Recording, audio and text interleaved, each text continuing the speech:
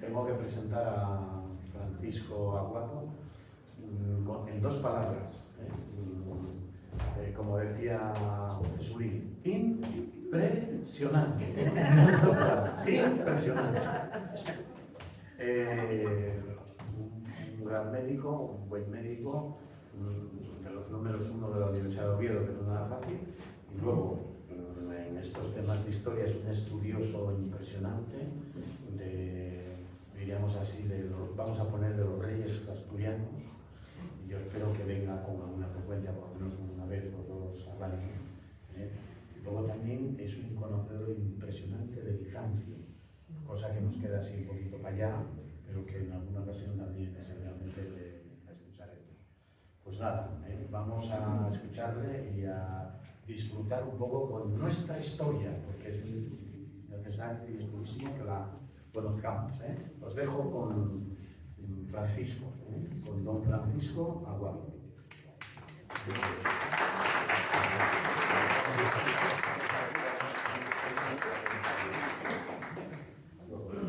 Esto no lo tiene ni los arqueólogos. Ahí sí, ahora no lo tiene. Bueno, pues Francisco, te escuchamos. Bueno, se me escucha bien sin el micrófono, ¿verdad? Se oye bien al fondo todo. Bueno, os lo digo porque yo prefiero estar de pie y ver con vosotros. Sí, apagamos un poquito si queréis y ver con vosotros esta exposición. Yo en realidad, bueno, antes de nada dar las gracias, por supuesto, al Sagrado Corazón, dar las gracias a nuestro rector don Manuel y dar las gracias a Mauricio y a todos vosotros por estar aquí, ¿no? Por estar aquí y compartir esta presentación sobre datos específicos. Por eso he titulado esta presentación, pues, una crónica sencilla, es un repaso a todo lo que fue el Reino de Asturias. Espero que al final de este pequeño repaso coincidan ustedes conmigo en que estamos ante una epopeya, en la pura definición del término, es decir, de un conjunto de hechos sucesivos heroicos, realmente, que alcanzan la categoría de fundacionales y constitucionales, medulares, diríamos, de un pueblo, ¿no? Espero que ustedes lo vean así. Bueno, como todo el Reino de Asturias, pues tiene un principio, evidentemente, tiene un principio. Y el principio es lo que se puede definir como la invasión y ocupación árabe de Hispania, de lo que entendemos por Hispania, que era prácticamente toda la península ibérica, incluso un poquito más de la península ibérica, como vemos ahora, que era lo que hoy es la Provenza, el suroeste de Francia. Y estamos hablando de que era una invasión. La Real Academia de la Lengua nos dice que invasión es el acto y efecto de invadir. Invadir es irrumpir, entrar por la fuerza, ocupar anormal o irregularmente un lugar. Existen ahora muchas personas, incluidos, que es lo más sorprendente, incluidos profesores de universidad, que ponen en duda la invasión de los árabes en el 711, en el año 711. Bueno, realmente a mí, como universitario que soy, me deja no solo desconcertado, sino muy preocupado, porque es como si yo viera ahora a un catedrático de anatomía que me dijera que la cabeza está debajo del hombro. Me preocuparía mucho. Si lo dice cualquier persona, no me preocupo. Pero que lo diga un catedrático de universidad, me empieza a parecer realmente angustioso, ¿no? Bueno, las fuentes escritas, es decir, la cantidad de textos coetáneos de esa época y posteriores, por supuesto, que lo repiten, son enormes, son muchísimas. Serían, en fin, nos ocuparían aquí horas y horas que nos hablan de esa invasión. Pero es que también la arqueología, es decir, hay multitud de restos, de vestigios en distintas prospecciones arqueológicas que demuestran que en esa época, en esos años, se produjeron destrucciones, incendios, asesinatos, porque se ven los huesos rotos, fracturados, etcétera, en distintos lugares. Hay todo un libro, por ejemplo, la conquista islámica de la península ibérica, una perspectiva arqueológica, que se ha publicado hace muchos años, que es verdaderamente un tratado exhaustivo sobre ese hecho. Y por otro lado, pues tenemos nada menos que precintos de la conquista obrera, es decir, hay una serie de sellos que se han encontrado y recogido, que son sellos donde se almacenaban, se cerraban los botines que conseguían los distintos grupos de guerreros árabes que entraban en la península. Bueno, o sea, yo creo que dudar que estamos ante una invasión es casi algo ofensivo para la Argentina. Pero es que hay una serie de hechos indubitables dentro de esa invasión. En primer lugar, que Tarik, que es un lugarteniente de Musa, del emir de la provincia del norte de África, pues entra en abril del 711. Sabemos que hay una gran batalla en los Montes Saguncinos, la que hemos conocido, los que ya somos mayores y nos enseñaban historia todavía como Batalla de Guadalete, y que ingresa con un ejército de 18.000 hombres. A veces es que eran solo 18.000 hombres. Bueno, un ejército de 18.000 hombres en el siglo VIII, comienzos del 8, era una fuerza monumental, es decir, era una fuerza impresionante. Pero es que además no fueron solo esos 18.000 hombres, esos 18.000 hombres son los primeros que llegan. Las fuentes continuamente van dando nota de la llegada posterior de muchísimas más fuerzas que vienen, por supuesto, enviadas por el califa. Y bueno, se ven las tomas de las distintas ciudades que van hacia arriba. Sí es cierto que estamos en un momento en el que los árabes utilizan un sistema que han utilizado siempre y que se ha utilizado y que se utiliza todavía hoy, que es el del palo y la zanahoria. Es decir, si te rindes, llegamos a un pacto donde, bueno, tú me vas a pagar una serie de impuestos, pero a lo mejor te dejo vivir, incluso de manera bastante razonable, y si no te rindes, si no te vienes a este pacto, pues entonces te voy a matar a ti, voy a esclavizar a tus mujeres y a tus hijos. Sí, la alternativa estaba clara, ese era un sistema pues, similar al que podía usar un mafioso, Don Corleone, en el Chicago de los años 20. Bueno, si aceptas el trato, pues nos vamos a llevar relativamente bien, y si no, pues te mato. No, este es el sistema que utilizaban los árabes en la conquista. Por eso que no es que había capitulaciones, había pactos, claro que había pactos, pero es que si no pactabas, pues la alternativa era muy mala, ¿no? Bien, pero realmente esto, yo creo que es que no solamente hubo una invasión árabe, sino que hubo un imperialismo árabe. Ahora que está tan de moda la palabra imperialismo. ¿Qué es imperialismo? Imperialismo es la tendencia de un Estado a extender su dominio sobre otro u otros por medio de la fuerza militar, económica o política. Bueno, los árabes realmente es un imperio. A veces pensamos que es que estaban ahí en el norte, estaban ahí en Marruecos y les dio por subir. No, no. La historia viene de más lejos. Los árabes vienen desde Arabia, desde la península arábica.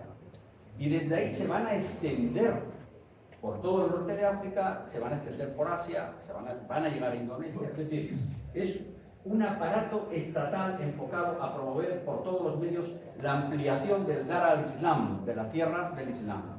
Es un mecanismo que en sí mismo se va auto-perpetuando, es un feedback positivo, es decir, yo conquisto, yo rapiño, yo tengo que seguir conquistando para seguir rapiñando, para seguir manteniendo a mis guerreros, para seguir manteniendo a las tribus, etcétera, etcétera. Hay muchísimos tratados donde esto se puede ver, las fuentes son inmensas, hay especialistas que ocupan toda su vida mirando estas fuentes, y vamos viendo, fíjense ustedes en los años del 634, cómo se empieza a conquistar desde Siria, Persia, Egipto, Cirenaica, Tripolitania, que es lo que hoy llamamos Libia, vemos Cartago, que es lo que hoy es Túnez, posteriormente Argelia y finalmente Marruecos. 709. No es de extrañar que en el 711 ellos sigan. 711 llegan a la península. No es una cosa nueva, es una continuidad de un proceso, ¿no? De un proceso imperialista. Bien, aquí lo vemos, en ese mapa ustedes ven su origen, por ejemplo en el 632, a la muerte de Mahoma, cómo empiezan a conquistar, batallas sucesivas, van todo el norte de África, llegan al Andalus, y fíjense en dos hechos muy importantes. Persia, aquello que pone ahí al fondo, Persia, era un imperio que llevaba 2000 años. Y en lo que llamamos imperio bizantino, que era el imperio romano de Oriente que había sobrevivido, pues era, para que ustedes se hagan una idea, era el Estados Unidos de la época, era donde todo el mundo se miraba como un espejo. Ahí estaba la cultura, ahí habían estado incluso los primeros concilios ecuménicos de la Iglesia, Nicea, Éfeso, Calcedonia, que sonarán a las personas que les guste la teología. Es decir, estamos hablando de una nación poderosísima. Bueno, pues los árabes derrotan totalmente a Persia, se la comen, la convierten a una provincia suya. El imperio bizantino lo reduce a menos de la mitad, porque ese todo el norte de África era imperio bizantino. Llegan hasta su capital, que es Constantinopla, en el año 718, lo que ustedes ahí marcado. Rodean la capital de Constantinopla durante 2 feroces años. Prácticamente la ciudad está a punto de caer. Probablemente si en el 718 cae la ciudad de Constantinopla, hoy aquí estaríamos todos hablando árabe, casi con seguridad, porque hubieran comido todo el resto. Por supuesto entran al reino visigodo, lo derrotan, pero es que llegan a Francia y en el 732 también se están batiendo en Poitiers. Poitiers es una ciudad que no está lejos de París. Y probablemente hubieran seguido y conquistado si no es porque en el 718 esa enorme batalla en Constantinopla que tengo marcada allí, junto con la de Talas en el 751, que es la que evita que los árabes, los musulmanes lleguen a China. Es la que evita que lleguen a China. Pues en el 718, esa batalla, un historiador que probablemente es el que más sabe de Bizancio de esta época, que es don José Sotochica, la llama el Stalingrado de los árabes. Porque ahí efectivamente sufrieron una gran derrota, perdieron una gran cantidad de efectivos y eso hizo probablemente que luego en Poitiers no tuvieran la fuerza suficiente como para conquistar Francia. Y probablemente eso hizo también el siguiente fenómeno. El siguiente fenómeno es, bueno, aquí ven ustedes fuentes, se lo voy a meter, se habla de las conquistas en el norte de África. Subrayar que el avance del Islam, es decir, el proselitismo del Islam, no se basó en una predicación misionera. Es decir, el cristianismo avanzó porque los misioneros fueron a los distintos lugares y predicaron su doctrina, predicaron su mensaje. Pero los árabes no hicieron eso, jamás lo han hecho. Se basaba en la coacción y la guerra. Es decir, el avance del Islam es porque conquistaban, imponían su religión paulatinamente mediante cargas costosas, como veremos luego de impuestos y otra serie de presiones. No era un fenómeno de misionero, es un fenómeno fundamentalmente militar de coacción y guerra. Es decir, un fenómeno de alcance mundial y extraordinariamente convulsamente encarnizado. Es decir, fue una etapa realmente tremenda para el mundo mediterráneo, para el mundo de aquella época. Las personas que vivieron esa época, todos los textos lo repiten, lo vivieron con verdadera angustia. No es de extrañar que se pusiera de moda, por ejemplo, un texto como el Apocalipsis, o que consideraran que, bueno, pues que habíamos pecado de alguna manera porque eso parecía un castigo divino, ¿no? La crónica mozárabe es una crónica que se escribió en el 754, la llaman mozárabe, ya veremos que esa palabra a mí personalmente no me gusta. Habla de la conquista islámica. Es una crónica muy próxima a los hechos, ¿no? Fíjense ustedes qué frases utilizan. No podría de ninguna manera la naturaleza humana referir la ruina de España, ni tantos y tan grandes males como esta soportó. Y hablo de España porque la traduzco desde la palabra Hispania. Tanto creo que es lícito transformarla en España. Y fíjense abajo, y en fin, todo cuanto Roma enriquecida por la dignidad de los apóstoles alcanzó por sus mártires, todo esto y más lo sintió España, tanto en su honra como también en su deshonra, pues antes era atrayente y ahora está hecha una desdicha. Miren, encontrarán en muchos textos, incluso de profesores que nos hablan de la decadencia del reino visigodo, que explica llegar a los árabes y conquistaran el reino visigodo. Bueno, ustedes viendo todo lo que habían conquistado los árabes, con grandes imperios a los que habían sometido o a los que tenían acorralados, pues tampoco parece raro que el reino visigodo pues acabara desapareciendo, hundido por esta invasión. No me parece que haya que plantearse que estuvieran en ningún tipo de depresión, ¿no? Está claro que el reino visigodo, y lo conservó durante mucho tiempo, era un reino atractivo, es decir, era atrayente, era un reino donde el resto de europeos, me refiero pues, a los habitantes de lo que hoy es Francia e Italia, pues tenían referentes culturales de la categoría de, por ejemplo, Isidoro de Sevilla. Isidoro de Sevilla era la enciclopedia de la época. Isidoro de Sevilla lo leían en toda Europa. Isidoro de Sevilla era un personaje visigodo, que se identificaba con el reino visigodo, igual que muchos padres de la iglesia que son visigodos, San Julián de Toledo o San Braulio de Zaragoza. Hay una larga serie, incluso algunos de los reyes visigodos tenían una gran fama de ser muy cultos, como Sisebuto, que era astrónomo y escribía poesías, o escribía... Es decir, el reino visigodo no se puede catalogar de ninguna manera como un reino decadente. Bien, está claro que esto es un poco la alternativa que les daba. Conquistado por la fuerza, conquistada por capitulación. Si había capitulación, entraban en lo que ellos llamaban el dimie. Estabas protegido. Protegido de que no te mataban, pero que tenías una serie de humillaciones y una serie de impuestos. Y si no, si se conquistaban por las armas, la alternativa del Anguatán era la muerte y la esclavitud. Eran las dos alternativas que te daba la conquista. O el Sulhan o el Anguatán. Tú escogías y cualquiera de las dos realmente era. Bien, pero es que también había un colonialismo. Hemos visto que había una invasión, había un imperialismo, pero había un colonialismo árabe. Finlay, por ejemplo, que define el colonialismo con estos 4 parámetros. Inmigración a gran escala de colonias desde una metrópoli, apropiación de tierras por la fuerza, control colonial de la fuerza de trabajo autóctona y control político y económico de los asentamientos coloniales por otras personas. Bueno, es que todo eso es lo que hacen los árabes en España, no solo en España, en todo lo que conquistaron. Una gran inmigración a gran escala de tribus bereberes y de grupos árabes desde el Magreb y desde Oriente Medio. La llegada de población islámica es multitudinaria. Eso está demostrado. Eso de que vinieron 4 árabes solo, no. Vino muchísima población islamizada y además en oleadas.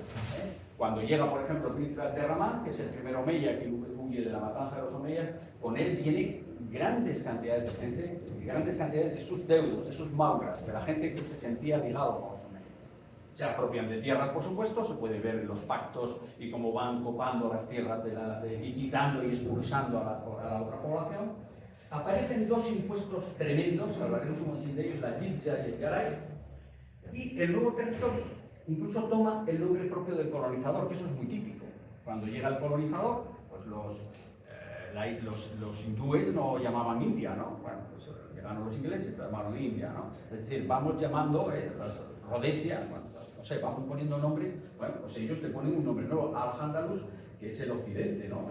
Le cambian el nombre, no es Hispania, es una de las características más típicas de los colonialistas, Bueno, todo esto están fuentes, por lo tanto, nadie puede dudar que hubo invasión árabe, hubo imperialismo árabe y hubo colonialismo árabe, o musulmán.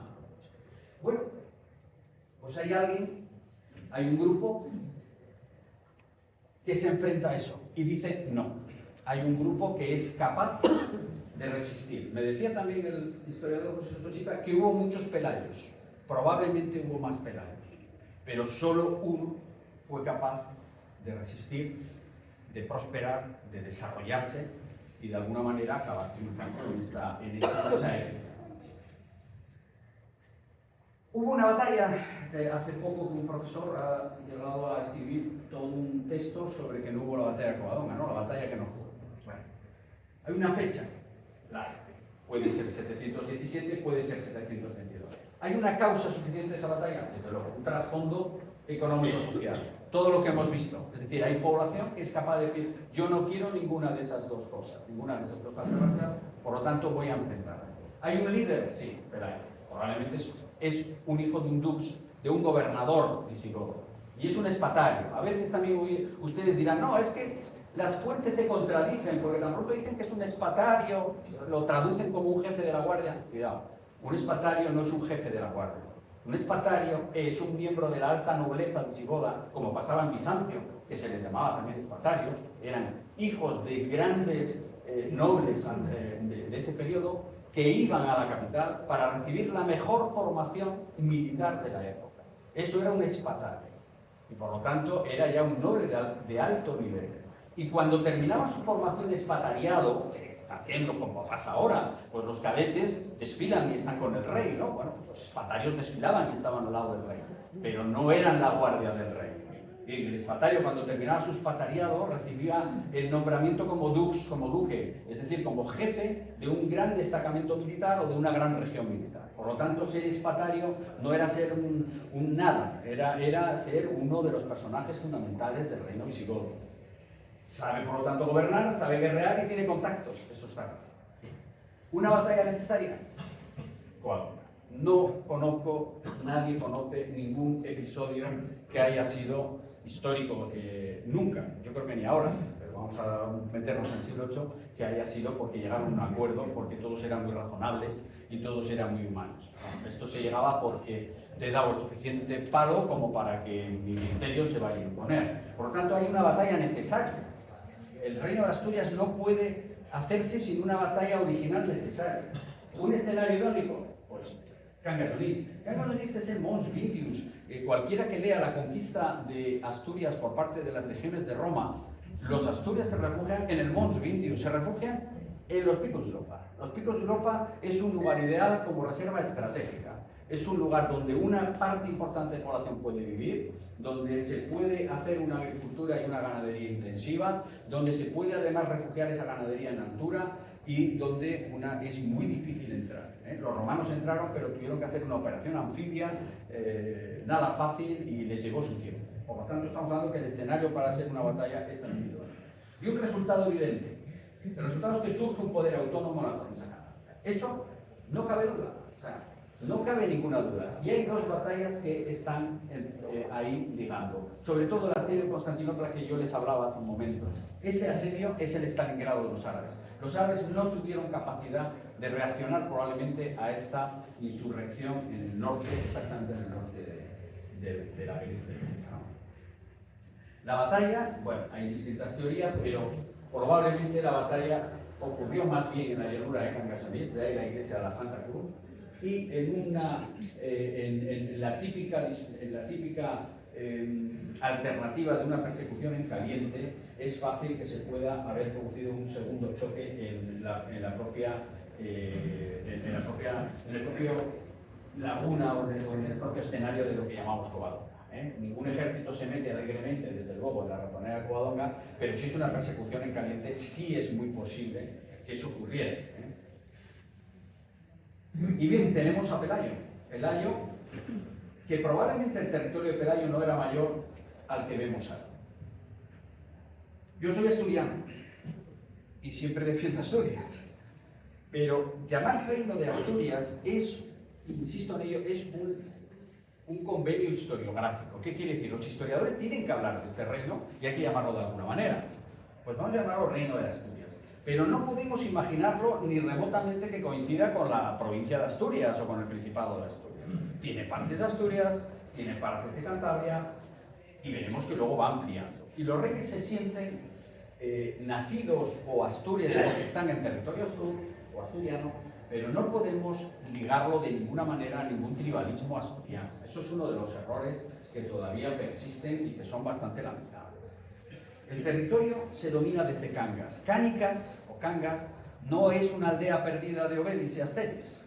Cánicas es el lugar de Asturias donde más restos romanos se han encontrado.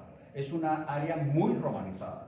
Es un área que además es un vicus viarius. ¿Qué quiere decir eso? Es un lugar donde convergen distintas vías y es un lugar económicamente muy atractivo. Por lo tanto, encaja perfectamente como un centro rector inicial para un territorio que más o menos no debía ser muy diferente al que está aquí.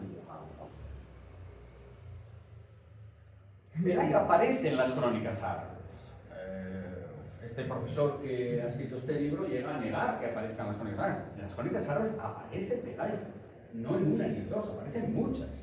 Y le denomina además como primer rey muluk, es la palabra árabe, es decir, vale, son crónicas antiguas.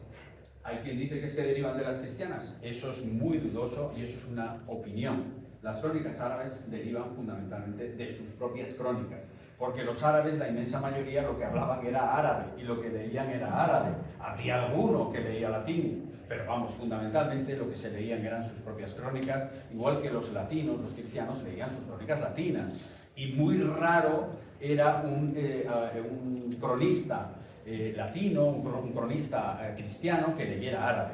Probablemente el primero es el obispo Jiménez de Rada, y estamos ya hablando de la época de las Navas de Tolosa. Probablemente Jiménez de Rada sabía árabe, pero era una persona muy excepcional. Bueno, pues los árabes lo mismo. Relatan perfectamente a Pelayo, lo van citando, Nayami, es decir, ahí ven ustedes distintas. Otra cosa que les puedo adelantar es que a veces le llaman asno, el asno Pelayo. El asno Pelayo. Bueno, continuamente lo veo que, bueno, es que le insultan, es que le consideran algo denigratorio. Pues no es cierto. A mí también el mismo profesor, decir una y otra vez, pues el Sotochica me explicó muy claro el término. Asno, ilg, se refiere al animal, el único animal noble que no se puede de ninguna manera domar. Es el asno salvaje de Siria, el asno salvaje de la península arábiga, al que los árabes tenían un gran respeto, porque era un animal que no se puede domar, con un gran sentido de la territorialidad, que habitaba las montañas y que era como un referente. Era como llamar a nosotros a alguien, es un león. ¿De acuerdo? Por lo tanto, la palabra asno, salvaje, ilg, era una palabra que honraba a la persona, y así es como le llaman en muchas crónicas árabes, que a su vez viene del persa. De hecho, hay shahs persas, es decir, hay reyes persas de los siglos V, VI, que se denominan a sí mismos asnos salvajes. Ilg, hay varios, que era un título, insisto, positivo. Por ejemplo, el Arbar Mahmuad, que es un texto de mediados del siglo XI, vale, han pasado un tiempo, pero es un texto, le habla, si se dan cuenta, es que se hace dueño de un distrito, Iqlim, es decir, ellos no consideran Asturias un ente, sino un distrito de una unidad mayor que sigue siendo Hispania al final. Siguen tanto los cristianos como los musulmanes, en este siglo, el eje, la unidad que juegan es Hispania. No es una unidad Asturias, otra unidad Al-Ándalus, no, es Hispania. Unos llaman Al-Ándalus, otros llaman Hispania, pero juegan en esa unidad. Bueno, habla perfectamente cómo aparece Pelayo. Cita textualmente el Akbar Mahmuad, que desde luego no bebe de ninguna fuente latina, de ninguna fuente cristiana. Aquí, por ejemplo, otro, Ibn al-Yatif, que es un autor también pues, habla de Pelayo, el hijo del duque Fabila, le llama, pues estaba acostumbrado a atacarlos y habían sido ya numerosos los combates contra ellos. Encaja que si Pelayo era espatario, hubiera participado en combates anteriores. No sería extraño, de hecho, que hubiera estado en Guadalete, fácilmente. Y des en cuenta que las gentes de aquellas regiones estuvieron de acuerdo en proclamarle rey, al ser merecedor de ello por méritos propios y por el linaje del que descendía, si bien él había migrado de su tierra. Fíjense ustedes, estamos ante un autor árabe, no tiene ningún interés ni en subir ni en bajar al personaje. Es un autor árabe tardío, pero árabe, y que está viviendo fuentes anteriores.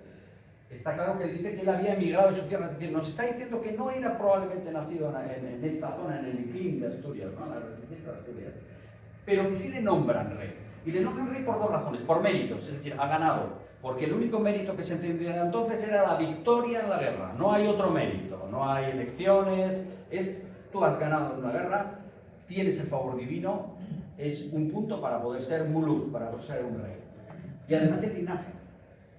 Es decir, tampoco sería extraño que Pelayo viniera efectivamente de un dux, y estos dux, muchos, a su vez venían de reyes visigodos antiguos, o sea que no es para nada contrario decir, bueno, venía de Semine Regia, es decir, probablemente derivada del Chindasvinto, por ejemplo, pero también derivada de un dux y podía ser espatario. Es decir, todos esos términos que aparecen en las crónicas asturianas, desde luego no son contradictorios entre sí, aunque se repite una y otra vez, incluso por catedráticos. Bien, yo creo que esto es un poco lo que se puede exponer de lo que dice Ibn al-Yatif. Las fuentes asturianas son tres crónicas, la que llamamos Crónica de Alfonso III, que nos ha llegado en dos versiones, que llamamos Rotense y a Sebastián, y otra crónica, que es un conjunto realmente de textos que llamamos Almedense. Bueno, también hablan perfectamente de todo esto. Hay que pensar en una cosa, estas crónicas son muy denigradas. Las crónicas alfonsíes, las crónicas asturianas, que se llaman así, crónicas asturianas, cualquier profesor, es que están muy sesgadas, es que, claro, tenemos un problema, las crónicas asturianas dicen lo que dicen. Y hay gente que no quiere que digan lo que dicen, y eso es un problema.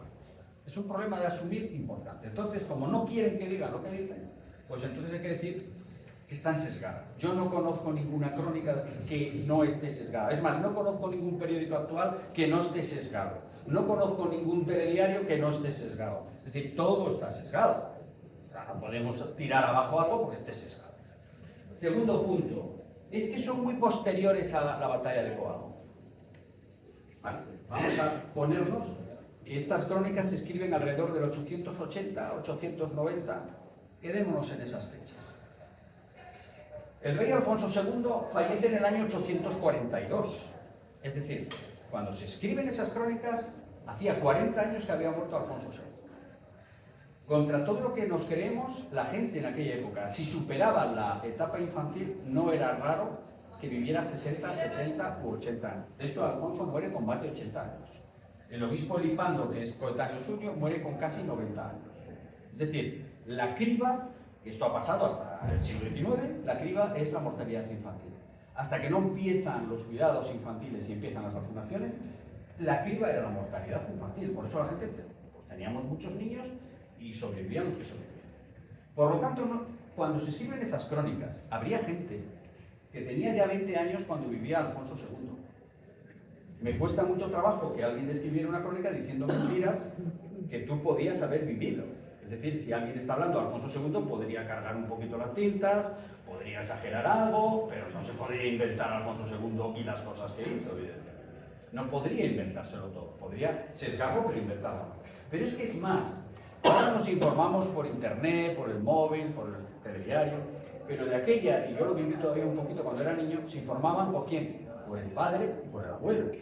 No había nada, entonces la gente a la noche cuando cerraban las ventanas porque no había luz en la calle, y hace 2 días lo vimos, no había luz, entonces había que cerrarse, la gente contaba la historia.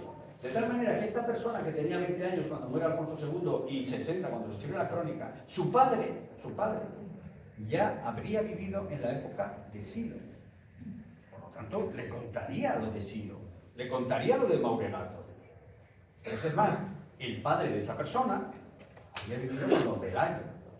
Por tanto, le contaría lo de Pelayo. Es decir, las transmisiones no son tan lejanas como para que una crónica asturiana pueda decir falsedades rotundas, como es inventarse una batalla que perdura en la memoria, como es la batalla de Covadonga, y que se consideran ellos un hito inicial de todo el proceso de ese momento histórico que ellos tienen, que es el reino de Asturias en su etapa.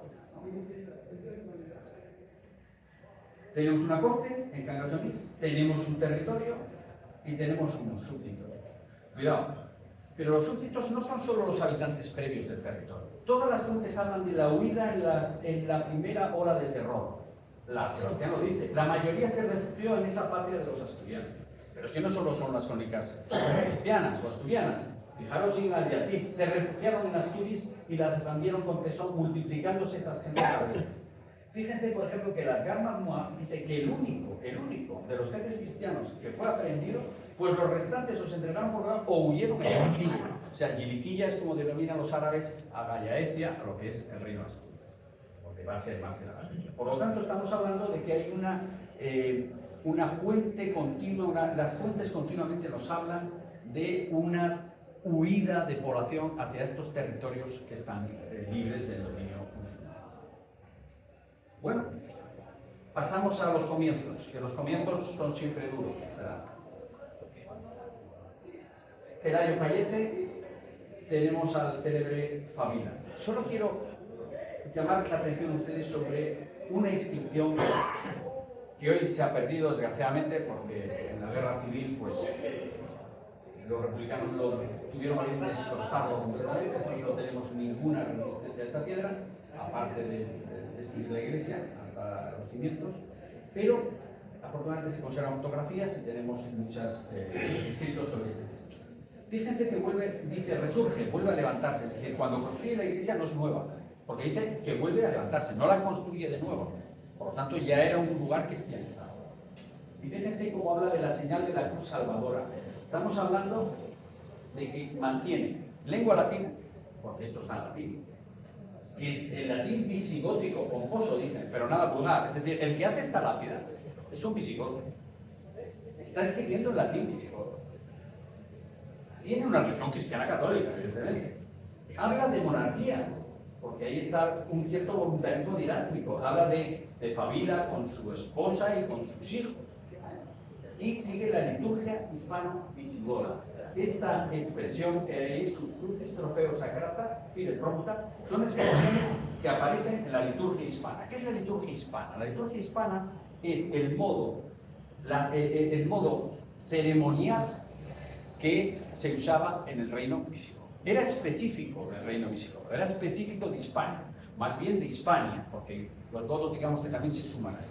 Ese rito hispano-visigodo, mal llamado mozárabe, es el que mantuvo el reino de Asturias. No solo lo mantuvo el reino de Asturias, es que se mantuvo después hasta la época de Alfonso VI, hasta la época del Concilio de Burgos en el año 1080. O sea, estamos hablando que ese rito hispano-visigodo perduró hasta el 1080, con mucho mimo.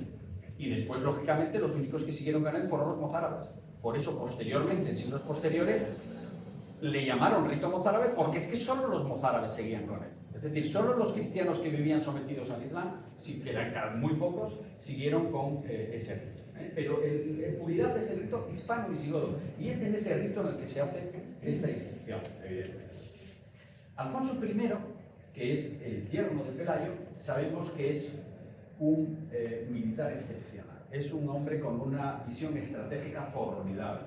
No solo conquista Lugo, que es un hito histórico importante, porque es la primera ciudad, realmente ciudad clásica, que conquista el reino, sino que es capaz de constituir un glacis defensivo en todo lo que, en ese círculo que vemos ahí debajo, que es un glacis defensivo, es anular, destruir, arrasar cualquier elemento que pueda servir a la logística de un ejército.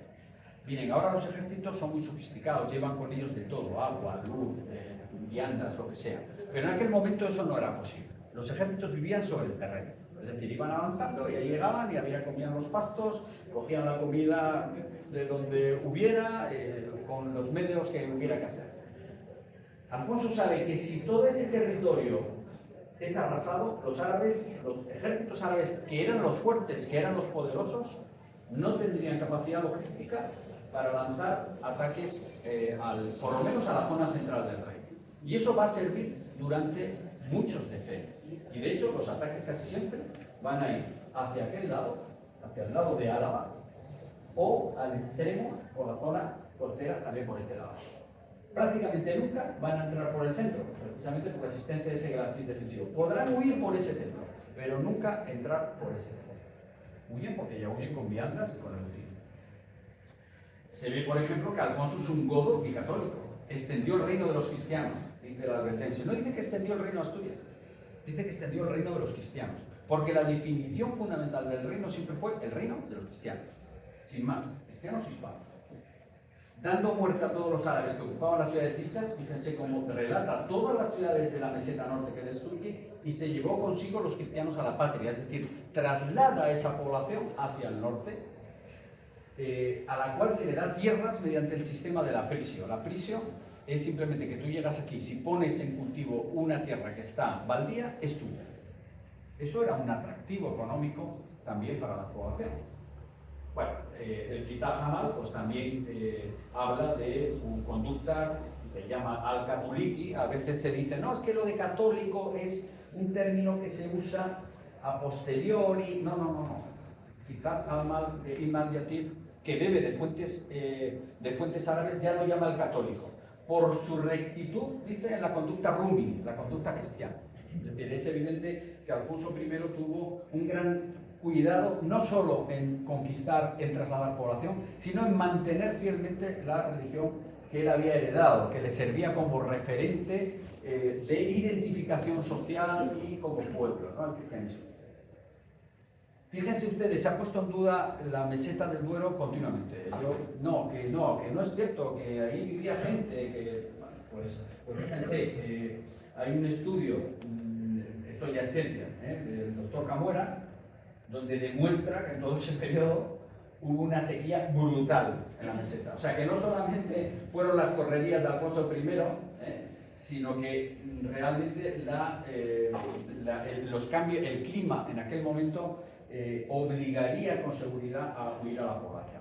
Probablemente todo, de hecho los bereberes que ocupaban esa zona, los árabes que ocupaban esa zona, también tienen que huir hacia el sur porque no son capaces de sobrevivir en la meseta durante ese tiempo. Y eso es un estudio científico, eso está basado sobre cortes que hacen es un físico de la Universidad de Granada, el doctor Camuera, no es un historiador.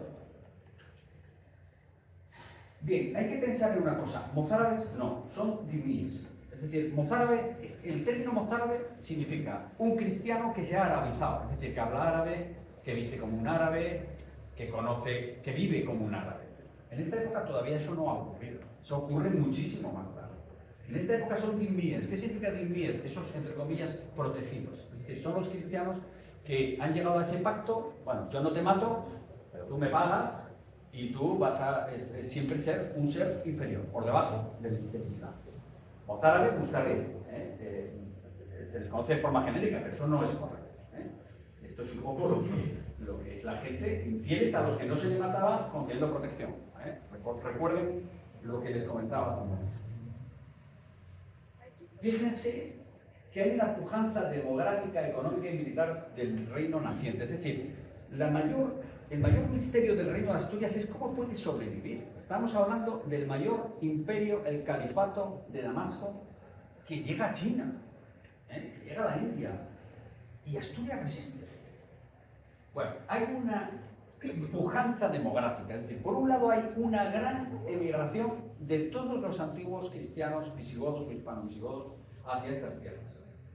Y en segundo lugar, fíjense que la sociedad andalusí es una sociedad piramidal extremadamente nefasta desde un punto de vista social. Cualquiera que lea las crónicas verá que en el Emirato, en Al-Ándalus, hay rebeliones permanentes.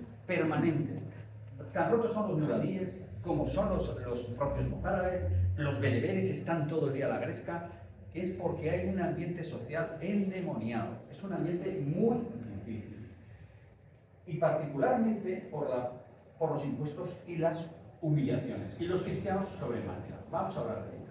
Fíjense que los impuestos. El impuesto de capitación, la jizya, este es obligatorio para todo varón cristiano superada la pubertad. Tiene que pagar por vivir. Tú eres cristiano, pagas por vivir. Por siempre debe ser pagado en mano personalmente, presentándose a pie y descubierto, para saber que pagas. Acepta la humillación de haber sido conquistado. El monto variaba según la riqueza del sujeto, pero era algo arbitrario y sujeto a variación, según voluntad de los emires. Claro, esto era terrible. Imagínense ustedes que nosotros no supiéramos lo que tenemos que pagar este año. Y dijéramos, bueno, a ver qué nos dice que tenemos que pagar. Porque dependía. Si el emir necesitaba dinero, necesitaba recursos ese año porque quería hacer no sé qué, pues era más alto. Y era algo arbitrario, era una verdadera espada de Damocles sobre el pequeño campesino, sobre el cristiano que tenía allí su tierra y que no sabía lo que iba a pagar ese año simplemente por vivir. Eso es, por cualquier cristiano que había superado la pubertad. Y luego estaba sobre la renta, que se lo pagaba el cristiano que tuviera alguna tierra y que solía representar el 50%, cuidado, está a nivel nuestro de ahora, que andamos así, ¿no? Al 50% de lo considerado que se podía extraer de cultivos en esa tierra. También a cada año. Era lo que preveían ellos. Esto yo creo que va a dar, pues, tanto, pues el 50% para nosotros. Claro, también era un impuesto terrible. Fíjense que en ese momento el impuesto que podía pedir el rey de Asturias o el conde en nombre del rey podía ser un 10. El establecimiento de un monasterio que tenía unas tierras era el 10. Yo creo que merecía la pena el 10. El pacto de Omar, que es el que se sigue, no se olviden, por ejemplo, el ISIS no ha hecho más que reproducir esto. El dhimmi es impuro, no cumple con las reglas de purificación, comemos cerdo, no nos lavamos, no nos circuncidamos, somos seres impuros y por lo tanto todas estas normas, que es el pacto de Omar, que está en la jurisprudencia islámica, es la que siguen ellos en ese momento en Al-Ándalus. Imagínense lo que debía ser vivir a esta gente en este nivel de opresión y de humillación, en todos los órdenes. No es difícil entender que huyeran hacia el norte y que, por lo tanto, demográficamente y económicamente el reino de Asturias fuera capaz de avanzar, de subir, ¿no?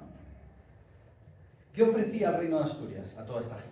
Bueno, le ofrecía el Dominicatum. El Dominicatum es, bueno, pues, vale, Torreón, los serbi, había liberi. Bueno, en principio el número total de serbi no debía ser predominante, es decir, la mayoría de la gente eran libres, no eran siervos, había siervos, pero eran una minoría, la mayoría eran libres, y más con el aprecio Es decir, con esas tierras que te daban, era la censura. Por ejemplo, aparece en un pueblo que es el pueblo de Brañosera, es un pueblo aquí en la montaña cántabra, que se conserva. Habrán por eso que Brañosera es el primer pueblo, la primera alcaldía de España. Bueno, el campesino que era roturarse de esta manera mantenía su condición jurídica de libre. O sea, eso era lo que se hacía, ese era el sistema que utilizaban para atraer gente y para que aquello prosperara, ¿no? Y luego, desde luego, el libre judicio. Ellos se seguían por el foro juzgo, por el derecho romano sobre los valores cristianos que se veía en ese liber judiciorum, que no olvidemos es un texto que viene de la época de los reyes visigodos y que va a persistir después. Es el mismo texto jurídico que usará en el Reino de León y en el Reino de Castilla. Es el fuero juzgo y que llega hasta Fernando III el Santo y cuando posteriormente está en la tradición jurídica española. Eso es lo que ellos ¿no? Fíjense, para la gente que niega estas cosas, bueno, fíjense, esta con seguridad es un trabajo mío. La frontera, con mucha probabilidad, en la época de Alfonso II de Castro, en la época de Fruela, la frontera entre territorio cristiano y territorio musulmán. Estamos hablando a nivel de Orense. Orense estaba desertizada, ven ustedes el Sil y el Miño, ¿no? Y luego la Sierra de los Ancares, el Cauré y todas estas cosas. Bueno, pues estas poblaciones, Monforte de Lemos, Incío, Samos, Sarria, Láncara, todo esto aparece en un montón de pueblos, de barrios, se llaman toldaos, toldanos, toletum. Todos estos son poblaciones que huyeron desde las áreas toledanas. Hay constancia en todos esos textos y en los nombres de los pueblos que existen. Toda esta gente eran toledanos que se implantaron en la frontera, claro. La zona de Amoeiro y de Chantada eran gente que venía de Mérida. Y ahí se ven también los nombres emeritenses, etc. Con ellos vinieron no solamente las poblaciones, sino los cultos. Por eso Santa Eulalia es de Mérida, pero es asturiana, porque la trajeron los huidos de Mérida. Por eso Santa Leocadia era la patrona de Toledo, es la patrona de Toledo, pero es una de las santas asturianas, ¿no? Es decir, con ellos traían lo que más preciaban, ¿no? Por sus reliquias y sus cultos a los distintos santos. Siguiente rey es Fruela. Fruela es un gran guerrero, es un magnífico rey. Ya no solamente avanza hacia Lugo, sino que él, en la batalla de Pontubio, es una batalla clave, baja la frontera al Miño y por el occidente va a adueñarse de lo que es el País Vasco, por supuesto ya toda Álava. De hecho, él se casa con una alavesa, con Munia. Fruela es un hombre impresionante. Domina Galicia, tiene un proyecto centralista, porque realmente Fruela es el que ya, si se fijan en el reino, Oviedo está mucho más centrado que Cangas y que Lugo en su reino. Por lo tanto, entra perfectamente en lo lógico que él intentara ya hacer una capital en Oviedo, aunque será su hijo el que finalmente la consolide. Pero es él el que empieza. De hecho, Alfonso dice que nace y renace en Oviedo. Luego Alfonso Fruela ya tenía que haber hecho algo, su padre, en Oviedo, que es donde nace Alfonso, ¿no? Él hace un proyecto centralista y domina Álava. Esos tres puntos son claves de la obra de este gran rey como fue Fruela, aunque al final acaba asesinado quizá por rencillas personales o quizá por algo más. Pero bueno, el caso es que él muere asesinado y vienen una serie de reyes que les llamamos reyes vagos, aunque probablemente somos injustos, quizá porque no siguieron las conquistas que habían hecho Fruela y Alfonso I, ¿no? Son Aurelio de San Martín, Silo de Pravia, Monogato, Tirano y Bermudo I de Diablo, ¿no? Bueno, no fue una buena época en general, pero hay que pensar que, bueno, fueron reyes. En la época de Aurelio las cosas no debieron ir bien porque hubo una rebelión de libertos. Silo de Pravia, desde luego, fue un hombre que mantuvo el reino y nos ha dejado una maravilla que es Santianes de Pravia, la iglesia de Santianes de Pravia. También nos ha dejado aquel documento ahí abajo que es una donación que él hace de tierras ahí en la zona de Trabada, en la zona de Lugo. Y Mauregato, que bueno, nos ha dejado, por lo menos a él le han dedicado, el primer himno dedicado al apóstol Santiago, que le conocemos como himno de Mauregato, se dedica a él: oh Rey de Reyes, escucha al Rey Mauregato en muéstrate generoso.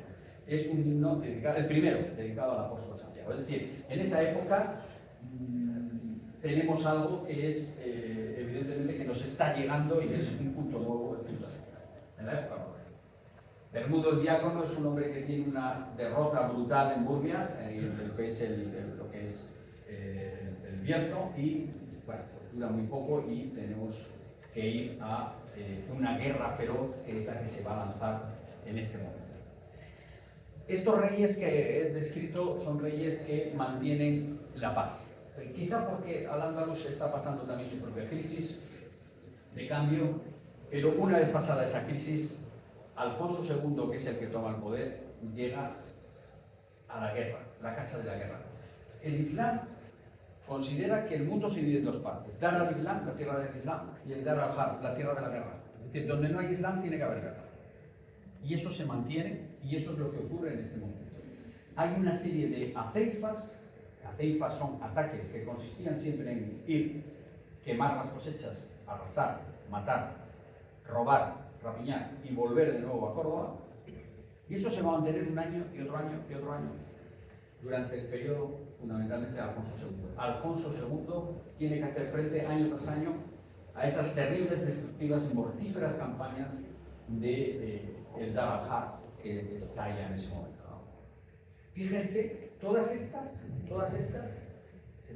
son los ataques, las guerras que hay. Cuando hablan de convivencia, yo les presentaría este esquema. Es decir, no hay año, y a cuál peor. Siempre son ataques destructivos. Fíjense en un detalle. La primera etapa del 734 al 737, musulmanes. Hay una solo cristiana, o dos cristianas, la de Lisboa de Alfonso II, pero son musulmanes. Pero fíjense cómo cambian las tornas, van cambiando las tornas en el siglo VII, en el 117. Y si seguimos más adelante, cada vez van a ser más los cristianos los que tomen la iniciativa, es decir, devuelven el honor. Esta es una etapa feroz, de guerra permanente, año tras año, y guerra a muerte.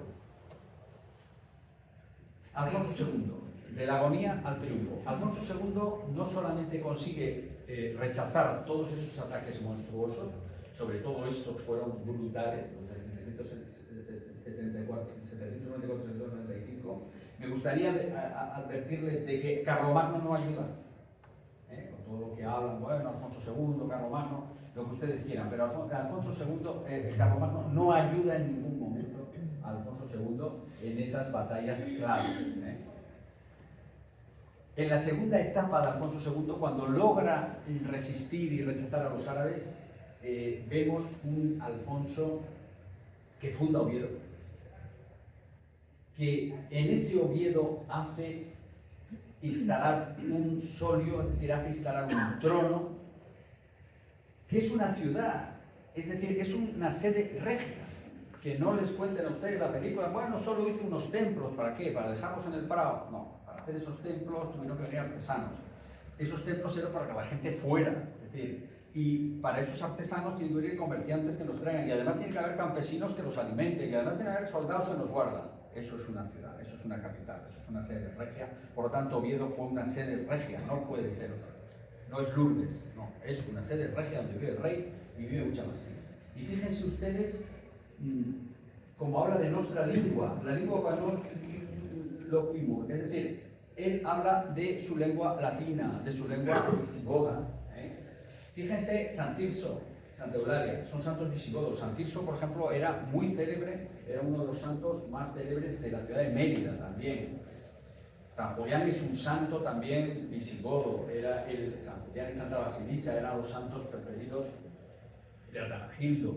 Fíjense, Santa Leocadia, Santa María, la ley que utiliza, las ceremonias son también características del rito visigodo. El rito litúrgico y el santoral utilizan el santoral visigodo. La regla monástica que usan es la regla de San Fructuoso. Fíjense, se resiste a la regla de San Benito. Lo veremos luego. La orfebrería es una orfebrería visigoda totalmente. Las reliquias, las crónicas que siguen las crónicas similares a las visigodas. Aquí vemos Oviedo con las principales iglesias que hizo Alfonso II, ¿no? Bueno, se dice el arte asturiano, ahí vemos San Julián de los Prados, que si es origen, que si es godo, bueno, yo veo las dos iglesias visigodas de arriba, no soy especialista en arte, pero yo veo San Pedro de la Nave, una iglesia visigoda, y San Juan de Baños, una iglesia visigoda, y a mí San Julián de los Prados, la verdad es que no me parece que desentone de esos dos grandes. Bien, veo la cruz, por ejemplo, que se conserva solo una parte del famoso tesoro de Guadalajara, y es evidente el mismo estilo, la misma tradición que luego vemos en la Cruz de los Ángeles que hace Alfonso II. Oxidum Vincitur Inimicus, pues es está en la Cruz de Recaredo y es lo mismo que nos hace Alfonso II, ¿no? Alfonso II mantiene su rito toledano, su rito hispano-visigodo. Carlomagno y el papado, en el Concilio de Frankfurt, proponen que todo el mundo siga el rito romano. Es más, considera que la invasión islámica de España ha sido un justo castigo por la heterodoxia del oficio gótico. Eso lo dice una carta que dedican los obispos galos en el Concilio de Frankfurt a los hispanos. Bueno, pues parece que eso no le hace mella a Alfonso y al resto de reyes que le siguen. Ellos siguen con su rito hispano-visigodo, insisto, mal llamado mozárabe. Y siguen con la regla de San Fructuoso. Casi todos los monasterios van a coger esas reglas que son propiamente hispanas y no hacen caso omiso del orden del año 816, donde también se ordena que todos los monasterios sean benedictinos. La regla de San Benito tarda mucho en entrar en Hispania. De hecho, prácticamente hasta el fallecimiento de Alfonso III, es decir, en Asturias no entra. Es prácticamente ya cuando hablamos del Reino de León, cuando empiezan a aparecer las primeras reglas de San Benito, que ya vienen de la parte de la marca hispánica de Aragón. Va en ese camino, pero tarda mucho. Y recuerden siempre que en el documento de apertura del Arca Santa que tenemos aquí, se habla que se tuvieron que hacer dos ritos. El rito toledano, hablaban de los curas toledanos, y luego el rito romano, porque todavía se resistía a pasar al otro rito, ¿no? Bueno, vemos la cruz evidentemente asturiana y la cruz visigoda, la misma, que se conserva ahí en Narbona, ¿no? Vemos cómo habla el Ordo Votorum Obretensium Regum, es decir, es el orden de los godos en Oviedo, ¿no? Habla la crónica albedense. Bueno, pues hablamos que siguen lo de la Ordinatio Principis, ungido, católico y electo era el criterio para ser rey. Bueno, ese es el criterio que siguen todos los reyes asturianos. Prácticamente, ungido específicamente lo dice Alfonso II, los demás no lo dicen, pero es que lógicamente probablemente lo dan por supuesto. Este es el criterio que se sigue en la crónica rotense, por ejemplo, y siempre las crónicas asturianas siempre hablan, insisto, de es elegido, no es una monarquía hereditaria, es elegido, como la monarquía visigoda. Vemos el Liber Iudiciorum, el Foro Juzgo, bueno, pues es recesvito en el 654 y hasta Fernando III Santo es la misma línea de ley que ha mantenido el reino de Asturias.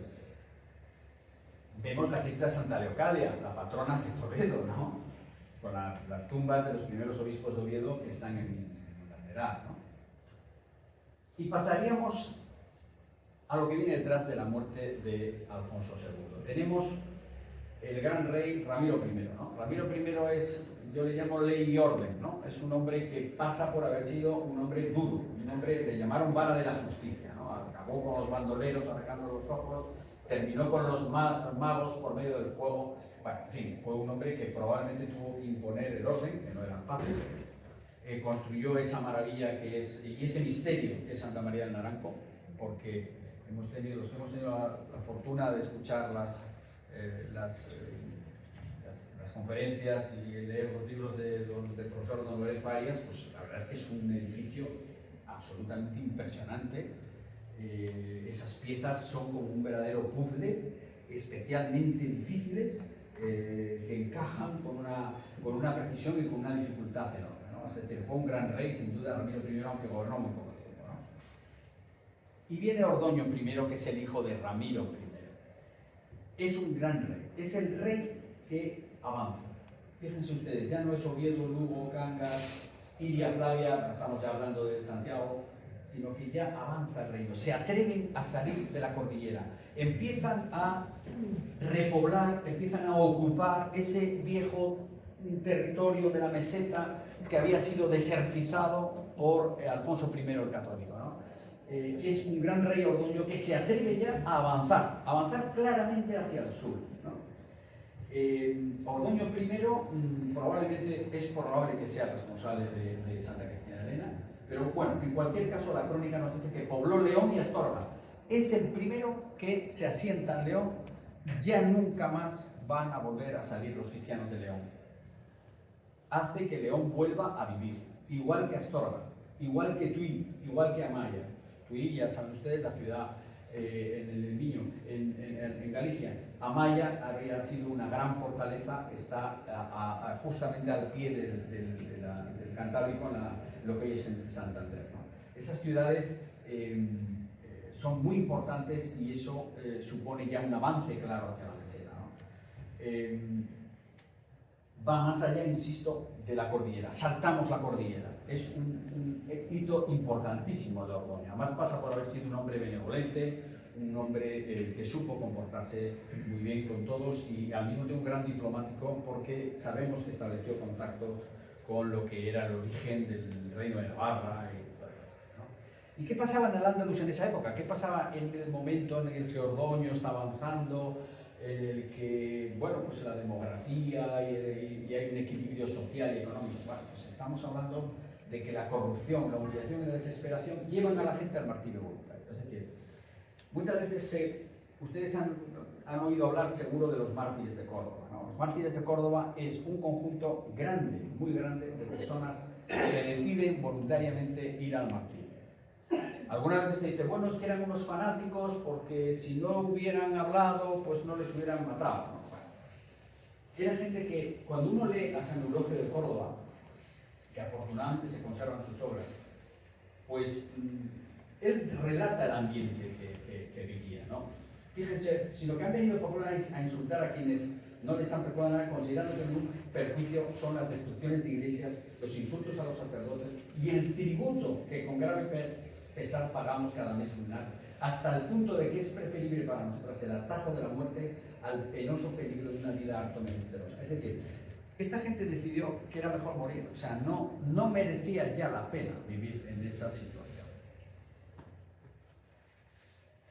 Creo que dice bastante de alguien y del ambiente que debía haber, nada menos que en Córdoba, que era la capital, pero también en las otras ciudades de la Andaluz, ¿no? Por lo menos para los cristianos. Y viendo las rebeliones continuas de los bereberes, de los muladíes, pues el ambiente para el resto no debía ser mucho. Y llegamos casi al culmen, al último de los reyes asturianos, el esplendor del gran reino, que es Alfonso III el Magno, un rey formidable, un rey que, si fuera norteamericano o inglés, habríamos visto 40 películas de él y habría series, y, bueno, plazas, y, bueno, estaría continuando. Fíjense qué avance hace Alfonso III el Magno. Alfonso III el Magno nos llega a Coimbra, al río Mondego, nos baja al Duero y va a ocupar Burgos y va a llegar hasta el río Deva, ¿no? Claro, lógicamente, si se dan cuenta, él, aunque mantiene la capital en Oviedo, ya prácticamente vive siempre en León, porque León es el centro de todo este territorio. Es decir, cuando hablamos del Reino de León, pues es que no es el Reino de León, es que es el reino de los cristianos hispanos que se traslada a León, la capital, porque es lógico, igual que antes se había trasladado de Cangas a Oviedo, ¿no? Es decir, León es geoestratégicamente el lugar donde hay que estar, ¿no? Fíjense que construye, reconstruye grandes ciudades. Zamora fue su preferida. Zamora es la puerta, la llamaban la puerta del reino.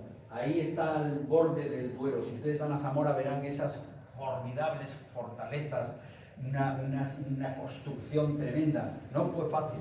El rey tuvo ahí una batalla espantosa, la famosa jornada de Zamora que describen las fuentes árabes. 3 días matándose. 3 días donde se jugó el todo por el todo. Si hubiera perdido, probablemente no hubiera perdido solo Zamora, hubiera perdido todo el reino.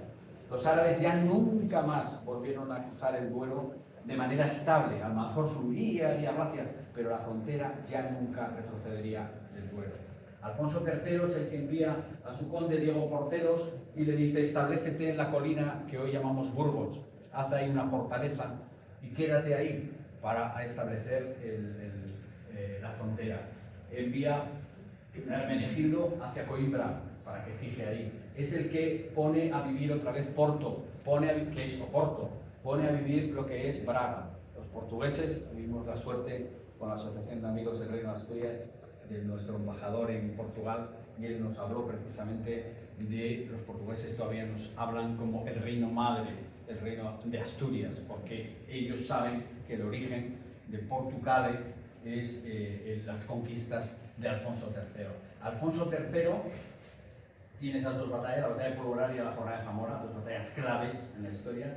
Es también el hombre que pone en valor, en su máxima potencia, nada más y nada menos que Santiago de Compostela, el culto a Santiago.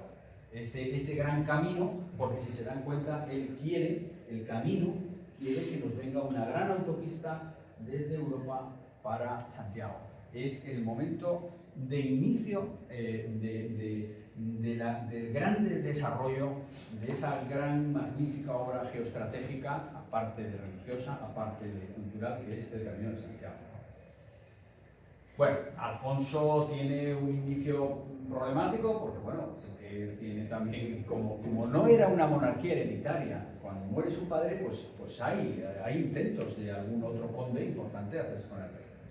Pero bueno, aquí vemos la batalla de Polvoraria, que es cuando por fin hace que nunca más se pueda ya atacar a León. Es la primera batalla importante, la batalla de Polvoraria. Ahí está muy cerca de Benavente. Estamos Zamora. Zamora es su gran empresa, la jornada de Zamora que se describe. Fíjense que a Zamora se lleva gente de Toledo, es decir, se lleva a los dimíes, a los mozárabes, para que lo entiendan ustedes, a la gente cristiana, dicen ellos, al Jado, de Tula y Tula de Toledo, como hombres y mujeres cristianos del norte. Es decir, Zamora la repuebla con gente del norte, con la gente que ya vivía en el reino cristiano, Asturias, entonces era León, de la Licia, pero también se lleva a los cristianos de Toledo que huyen en masa, los que quedan, y se van a fundar Zamora. Por eso en Zamora, ahí ven ustedes, pues conservan nada más y nada menos que las reliquias de San Ildefonso de Toledo, el gran arzobispo de Toledo, ¿no? Bien, esta batalla fue tremenda, la jornada de Zamora fue tremenda, como ustedes ahí, y fue construyendo, fíjense, todas las fortalezas: Zamora, Toro, Simancas, Roa, Osma, es decir, todo eso son fundaciones de frontera del Duero de Alfonso III. Si tienen ocasión de recorrer el Duero, todos los castillos del Duero, pues van viendo ustedes toda esa línea de fortalezas. Ahí la frontera estaría 150 años. Es decir, la obra de Alfonso III se para con la muerte de Alfonso III, literalmente, pero fue una obra magnífica. Aquí ven el Camino de Santiago. Pues fíjense cómo la historia silense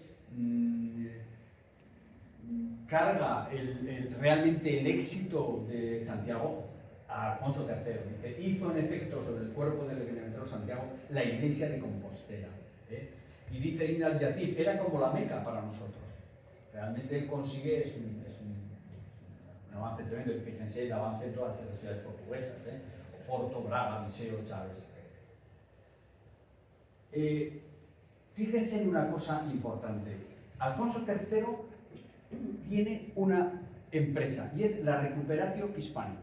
Si yo les traduzco esto es lo que nosotros llamamos reconquista. Recuperatio, recuperar. Quizás sea más fidedigno el hecho de recuperar que reconquistar. Porque reconquistar sería un poco, bueno, hemos conquistado algo, lo hemos perdido, lo volvemos a conquistar. No, pero aquí es algo que nos han quitado y que nosotros recuperamos. Pues es como él la denomina. Y los árabes. Es que los árabes también hablan de reconquista. Hablan del al-Istirdad, es decir, es la recuperatio. Ellos saben que los cristianos quieren la recuperatio, quieren el al-Istirdad. No es algo que hayamos inventado ahora en el siglo XIX o XX. Fíjense, por ejemplo, la crónica profética lo dice, también los propios sarracenos, por algunos prodigios y señales de los astros, predicen que se acerca su perdición. Se predice que este príncipe nuestro, el glorioso don Alfonso, reinará en tiempo en toda España. Es decir, en ese momento, cuando han bajado al Duero, es un momento de euforia. Los cristianos del reino de Asturias, que llamamos historiográficamente, que llamamos el reino de Asturias, en ese momento creen que sí, que van a vencer a los árabes y les van a echar de toda España. Es un momento álgido que por gracia o desgracia no se dio al final, por circunstancias, pero fíjense cómo dice, el territorio de los enemigos mengua cada día y la iglesia del Señor crece para más y mejor. Eso lo dice la Albense, la crónica profética también, es decir, piensan en ello. Pero es que los propios árabes también, en gran medida, en ese momento lo pensaban, aparecen en crónicas pensadas. Y termino ya quizá con esta reflexión final. Fíjense, hay un trabajo una profesora zamorana, María Elena Gutiérrez, que tuvo a bien señalar todos los lugares o iglesias donde aparecen determinados santos, ¿no? Santa Eulalia, Santa Leocadia. Bueno, fíjense en San Pelayo. En este lugar es donde ustedes verán referencias a San Pelayo. El nombre de San Pelayo, que no, a lo mejor no lo conoce alguien, fue un niño mártir que ejecutó Abderramán III en el año 925. Bueno, pues fíjense que 925 es prácticamente el reino. Alfonso III muere en 910, es decir, estamos hablando de el reino empezando el reino. Fíjense que coincide prácticamente con la frontera del reino de Asturias. O sea, es lógico. O sea, San Pelayo en ese momento, cuando es martirizado, pues todo el reino de Asturias, toda la población que vive en el reino de Asturias lo ve como un santo que merece la pena honrar y que merece la pena rememorar, ¿no? Entonces, si se fijan, la concentración de santos. No hay en el resto de Hispania agiotopografía de San Pelayo, ¿no? Esa coincidencia entre San Pelayo y el reino de Asturias me permite terminar para decirles a ustedes: esto era el reino de Asturias, esto que corresponde a San Pelayo. La otra línea es la línea de la frontera real en 1086, porque, no se equivoquen, siempre, entre el territorio cristiano y entre el territorio árabe, siempre permaneció un territorio de nadie. Y eso, Pierre Vilar, es un gran historiador marxista francés, siempre lo señala y lo verifica. Cuando hay un choque entre dos civilizaciones que no se pueden de ninguna manera solapar, siempre aparece un territorio de nadie. Y este territorio de nadie fue siempre bajando, pero siempre se mantuvo. Y nada más, pero que...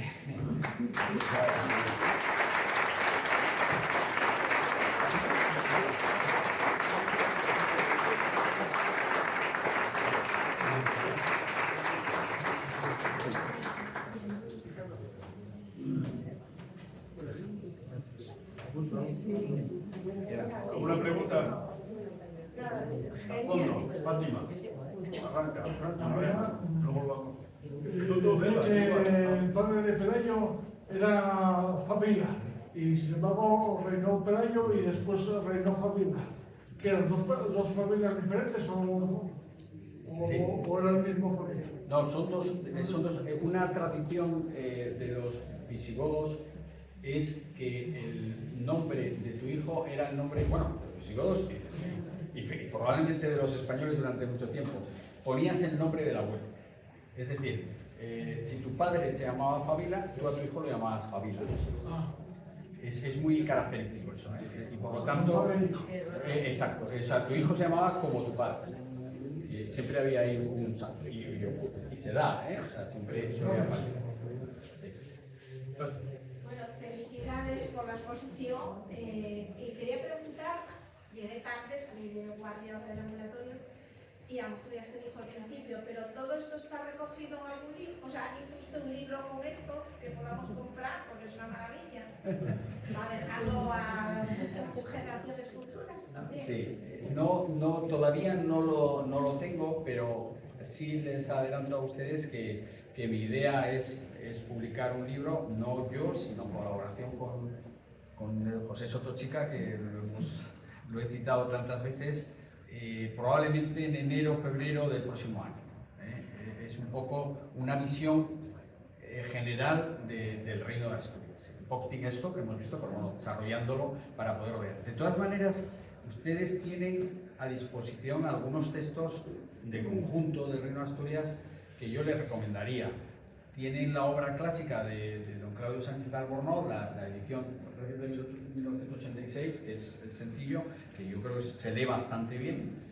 Y luego tienen uno que a mí me gusta mucho, que es el de Esparza, no sé si le conocen, el Reino de Asturias, el famoso periodista. Y yo ese libro creo que está muy bien. O sea, es un libro que, bueno, yo creo que sirve como introducción muy bien y está muy bien. Hay otro texto clásico que está totalmente olvidado y que no se suele citar, por supuesto los profesores no lo citan, fundamentalmente porque no era universitario, pero que para mí ahora mismo sigue siendo el mejor después de Claudio Sánchez Rural, que es el de García Toraño, que se llama Historia del Reino de Asturias. Es un tochito ya un poco más gordo. Pero esas serían las obras que yo les recomendaría. Adelante. Yo quería hacerle dos preguntas. Alfonso I, yerno de Pelayo, Sí. algunos historiadores consideran que eran dux de Cantabria, del territorio que hoy conocemos como Cantabria. Y dicen que ese matrimonio fue en realidad una unión política de dos núcleos políticos resistentes al Islam que con dos dinastías, por decirlo, dos poderes que se unían para conseguir una unidad frente al enemigo común.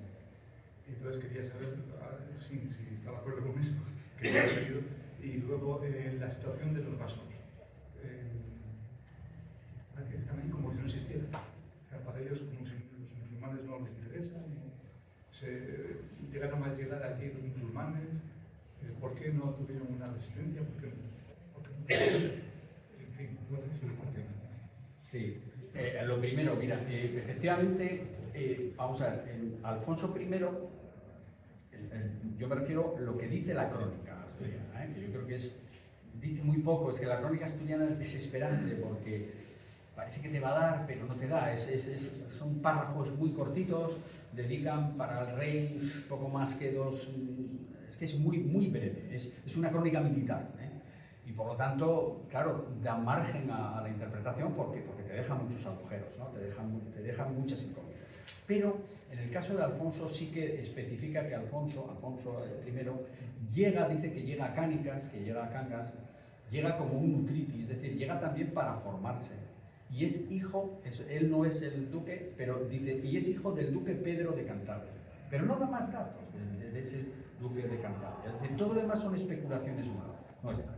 ¿Tenía el duque Pedro poder ya? ¿O era hijo de él, pero ya estaba muerto? Es que el duque Pedro es citado, pero no nos dice nada del duque Pedro. Solo sabemos que Alfonso sí es hijo del duque Pedro.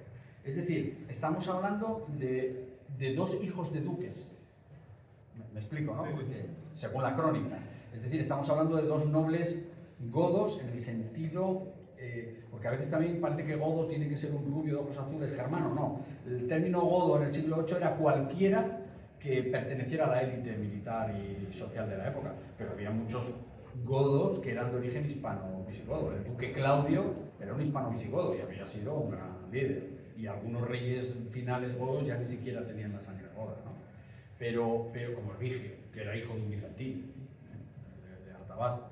Entonces, le contesto que la sensación que uno tiene es que es un noble godo de esos que han huido. El duque Pedro se queda en una incógnita, no sabemos si realmente tenía poder. Hemos tenido y tenemos todavía mucha tendencia al tribalismo, pensamos con mentalidad tribal, cuando no tiene nada que ver eso ya con tribus. Es decir, ¿por qué tenía que haber un núcleo en Cantabria? Eso son elucubraciones de los historiadores, pero las crónicas no nos dicen que hubiera ningún núcleo. Lo único que dice, y es a lo que debemos agarrarnos, es que hay un líder que se impone, es Pelayo, que los demás vienen a él, y si vienen a él es porque él es reconocido como gran, y que le avala la sangre y le avala que ha tenido triunfo, porque si no, no es líder. Es decir, es un líder basado en que no es un pueblerino, pero al mismo tiempo también ha triunfado. Eso es lo que le avala, y todos los demás giran alrededor. Y a partir de ahí ya viene toda la corriente, y ya viene toda la sucesión de reyes que vienen detrás. Pero él es el que viene, no se ve ningún otro núcleo de poder por el mundo.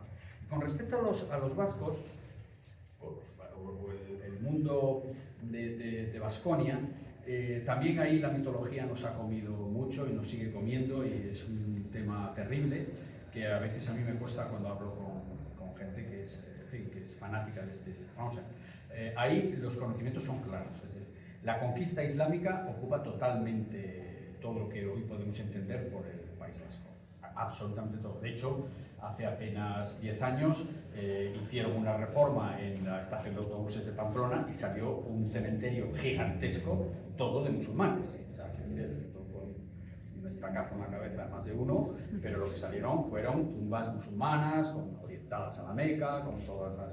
Es decir, pero enorme, ¿eh? Y las crónicas siempre hablan, por supuesto, de un periodo largo en el cual Pamplona está bajo el poder de los musulmanes. Hay un momento, incluso con los gobernadores musulmanes, hay un momento en el que los carolingios empiezan a presionar y entonces aparecen unas castas que en esa zona, entre ellos están los famosos Banu Qasi, los descendientes de Casio que se habían hecho musulmanes, pero también castas autónomas, individualistas, toda esta gente que son noblecillos locales que fluctúan entre los carolingios y los musulmanes. Tan pronto se hacen, digamos, tributarios de los musulmanes como tributarios de los carolingios, ¿no? Están ahí en ese juego.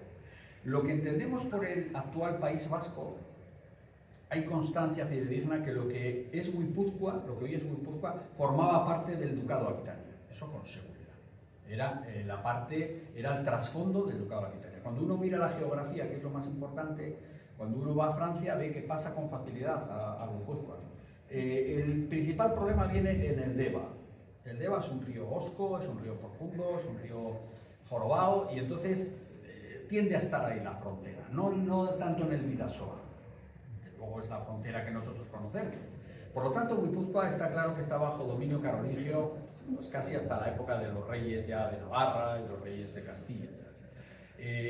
Y lo que es Vizcaya, siempre en esa época está ligada a Álava. Y es lo que los árabes siempre la llaman Álava. Y Álava siempre aparece ligada a la conquista de Alfonso I. Alfonso I, la crónica dice que conquista Velella, o sea, lo que es Velella es la ciudad que hoy es Vitoria, y conquista Vitoria. Y a partir de ese momento todos los condes alaveses, todos, aparecen continuamente condes alaveses, son tributarios del Reino de Asturias. ¿Se rebelan alguna vez? Bueno, pues se rebelan en Galicia, como se rebelan... Todo el mundo no quiere pagar impuestos. Esas rebeliones hay que entenderlas como... ¿Por qué te voy a pagar a ti si yo aquí estoy muy bien y me puedo hacer mi reyezuro aquí? Pero duraban muy poco. Eran rebeliones, lo que se llaman rebeliones hasta la primavera. Es decir, este año no te envío la remesa, pero en primavera iba Ordoño y le decían para acá y tú vas a pagar y tal, ¿no? Que es lo que hace Fruela y tal. Son rebeliones no tribales, sino rebeliones feudales. O sea, entenderlas como la rebelión de los vascos y redentos, eso no es así. Y de hecho, se producen uniones entre los... Fruela se casa con una munia, con una noble alavesa, así se deduce. Y luego, por supuesto, lo que los árabes llaman Alquila, que es Castilla, que es lo que hoy sería el norte de Burgos, norte de la provincia de La Rioja, esa zona era Castilla, no era más. Claro, esas son las más golpeadas, porque los árabes siempre atacan Álava y alquilan, Álava y alquilan. Atacan por ahí porque el otro no puede. Entonces ese golpe hace que esas regiones se conviertan en muy fuertes, hasta que se concentra el poder en pocos nobles. El famoso conde Fernán González, primero el conde Rodrigo, que es un gran conde, que probablemente, si no era hermano de Ordoño, a lo mejor era hermano de la mujer de Ordoño, o hermano a lo mejor de la mujer de Ramiro, es decir, era alguien muy ligado a la familia, aunque no está claro qué rango de ligación tenía, pero cuando uno habla del conde de Castilla, resulta que el conde de Castilla es que cogía hasta Álava, o sea, la mitad de Álava era la Castilla primigenia, y el conde de Castilla normalmente siempre tenía Álava. El famoso Fernán González, pues era el dueño de Álava. No sé si he contestado. Bueno, vamos a acabar ya. Muchas gracias, Paco.